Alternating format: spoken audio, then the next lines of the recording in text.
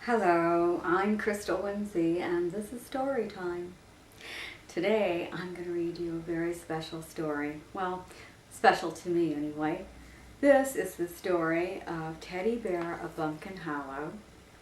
It was written by Sharon Bosher and illustrated by Dean Bryant. I believe it was written in 1948. It's the very book that when I was a child I begged my mother to read over and over and over again until I had every word memorized. It's very old. It's hopefully not disintegrating, but it's kind of falling apart a little bit. So I'll do my best in turning the pages. Teddy was a little brown bear. He was just about the cutest little brown bear that ever lived in Bumpkin Hollow. But he had one very bad habit. No matter what Mama told him to do, he wanted to do just the opposite. Here he is sitting in his swing, and here's Mama and Daddy off to the side, looking after him wistfully.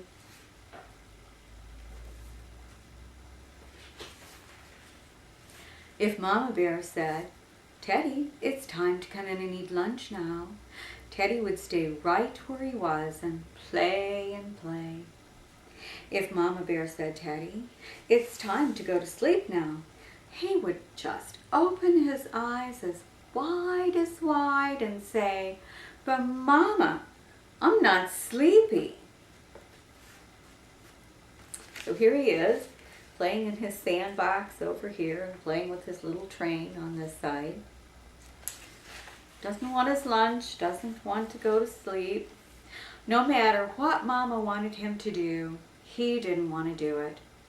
Why, if Mama told him to be a good boy and smile, he would make the most awful face. It was enough to scare Sammy Squirrel right out of his skin. Even Willie Woodpecker stopped pecking holes in the white pine tree and hid his head under his left wing when Teddy made a face like that. And here they are. There's Teddy making the most awful face, and there's Willie Woodpecker getting ready to hide his, and Sammy Squirrel, I guess he's getting ready to jump out of his skin. Mama and Papa Bear talked about Teddy's strange behavior one evening after Teddy was asleep. "What will we do?" Papa Bear said. Mama Bear thought a long time. Finally she said, "I know exactly what to do. Teddy loves to visit Grandma and Grandpa Bear. We shall go there tomorrow morning.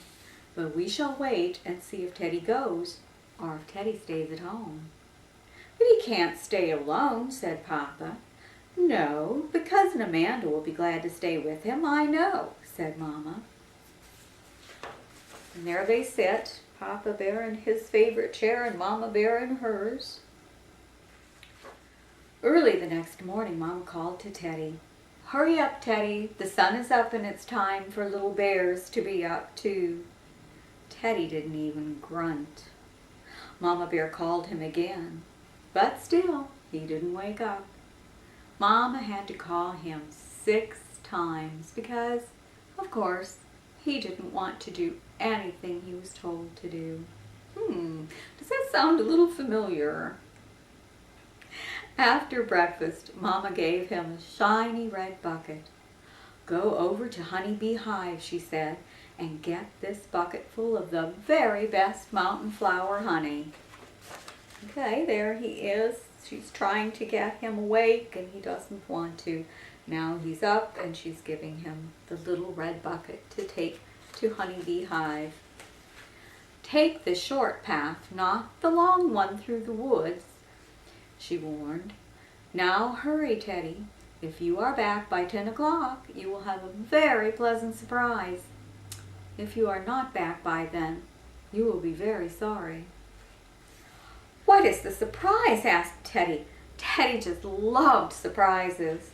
"I can't tell you now," said Mama. or it wouldn't be a surprise any longer. Now run along, and remember, don't go through the woods. There he is taking his little bucket, getting ready to go off. What do you think he'll do? Go through the woods? Go by the green woods?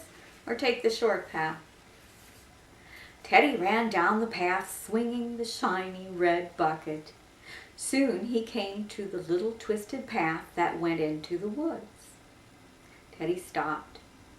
How he did love to go through the green woods and wade in the icy mountain stream.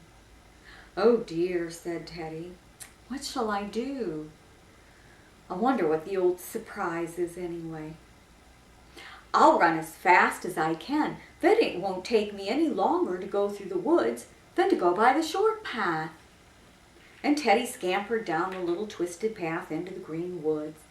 Soon he came to the icy mountain stream. "I'll just take a minute to splash in it," he said to himself. Then he saw Mr. Bullfrog on a rock. "Good morning," croaked Mr. Frog. "I'm so glad to see you, Teddy Bear. I've been learning a new song.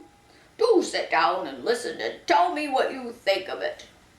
Teddy sat down on the cool green bank and wiggled his toes in the icy water.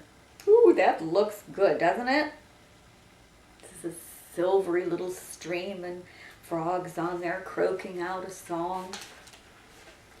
Mr. Frog croaked his very loudest.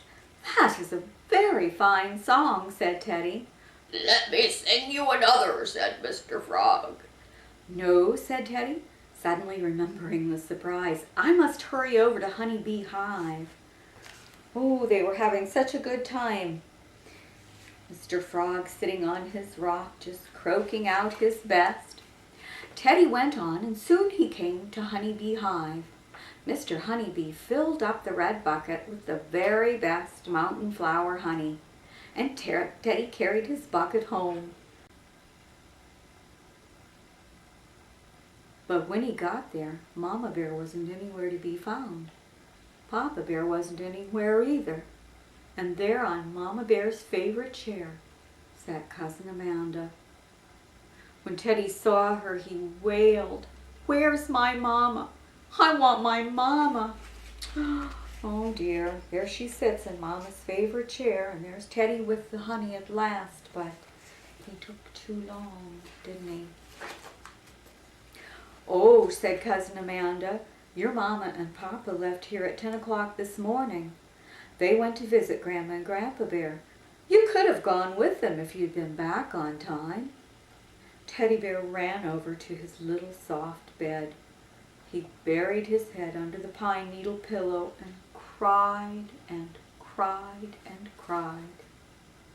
Late that afternoon, Mama Bear and Papa Bear came home. Teddy had been thinking. When he saw Mama Bear, he ran to her. He put his arms around her. "I won't ever be a naughty little bear again," he promised. "Of course you won't," said Mama Bear.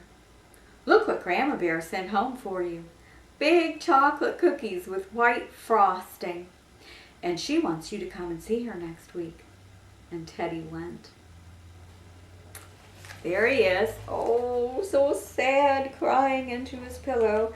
But now here he is. He's eating the chocolate cookies that Grandma sent. Grandmas send the best cookies, don't they? So, happy ending. And there you have it. Teddy Bear of Bumpkin Hollow. Thank you for joining me.